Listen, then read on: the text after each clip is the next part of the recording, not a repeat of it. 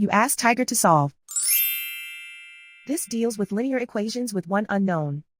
The final result is x equals 7. Let's solve it step by step. Simplify the expression.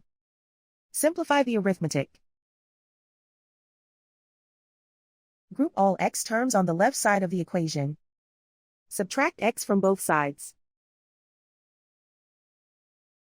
Group like terms.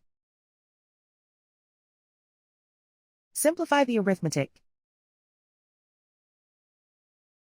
Group like terms. Simplify the arithmetic. Group all constants on the right side of the equation. Subtract 5 from both sides. Simplify the arithmetic.